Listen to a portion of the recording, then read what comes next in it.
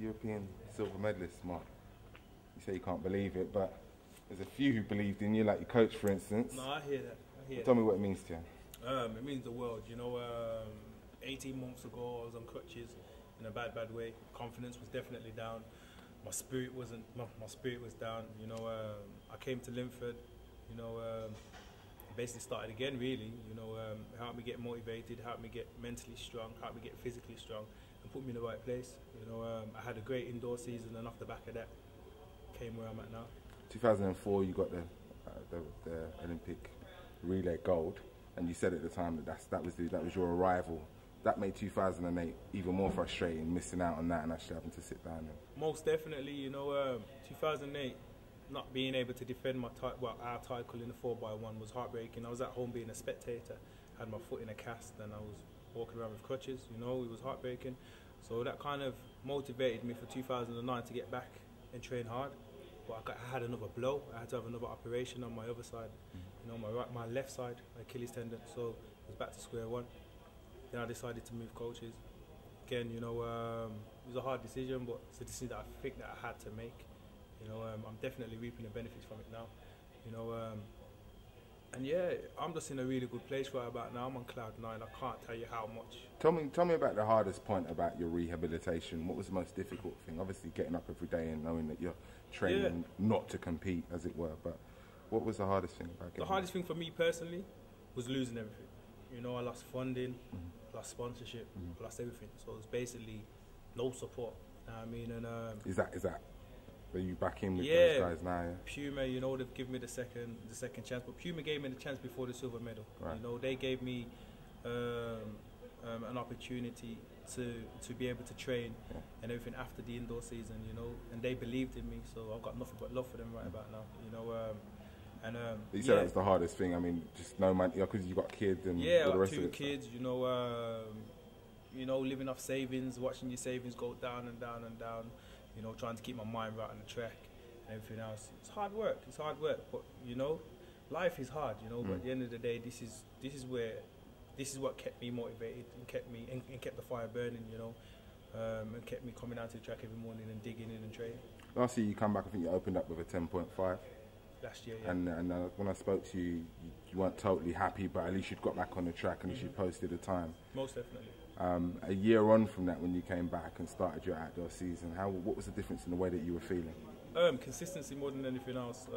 I came out, I opened up with 10:21 in Manchester, and for me that was like a little light, because last season I finished on 10:39. That was my fastest time. So to open up with a quicker time than what I finished on last year went to show that my winter training and my winter preparation went well.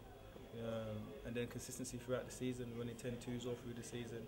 And then I had a bad time in the season where I came 5th at the trials. Didn't know if I was going to make the team for the European Championships. And then being selected for the relay. Then going to the holding camp in Monte Gordo. And then being told a week before the champs that I'm selected for the 100 metres was definitely uplifting. Raised my game, Linford again, kept the training the same. We didn't change anything. This is the big build up towards the Europeans. Everything was the same. And then got told I'm in the team. So yeah, went to the European Championships, got into Barcelona. In fact, the Barcelona vibe, European Championships. Seen all the nations there, European nations there, and I thought, yeah, I can do this. In the semi-final, when you came off, you were saying that if you got that spot in the final, anything could happen. Yeah. A lot of people were sitting at home thinking. Okay, no problem. Yeah, go for it.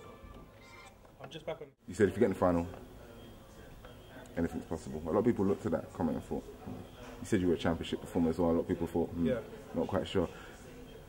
You glad to prove those people, those doubters wrong? Because I know there's been many over the last couple of years. For me, I believe that everyone's allowed to make a mistake. I made a mistake in my semi-final. I didn't get a good start. I panicked. I came through. I finished 3rd. I had a 1.2 headwind in my face. Still ran one of the quickest times, 10:21, to make that spot in the final. In a funny way, I kind of did myself a favour because I was out of the middle. I got myself a lane on the outside next to Dwayne. I know Dwayne can start. So for the final, get headed into the final, my way of thinking was, if I get a start with Dwayne, I know the second part of my race is my strongest part of my race. And it happened. I got a good start. I stayed relaxed, picked up, finished the race in second. So when you crossed the line, did you think you were second? To be honest, I thought I came third or fourth. Right. You know, because the French guy was gone. I knew he was gone. But when I dipped, I looked across and I didn't see nobody. But then it went blur. And then obviously I'm looking up and I'm thinking, I got a medal. I know I got a medal. But when the results came through and they said I got second, icing on the cake. You know, for everything that I've been through that's been negative and hard work, you know, I'll go through it again just to go through that. Go through that again. Michael Johnson didn't seem to get your post-race interview in which you said to all the critics, say no more. You were talking about the harsher critics, not those that were, this is what I got from it, not those that were just kind of imparting an opinion on your performance. But I got it that you were talking about the harsher critics, the ones that said you weren't going to come back to your best, the ones that said that, you know, the Achilles injuries that you had were pretty much the end of Mark Lewis Francis.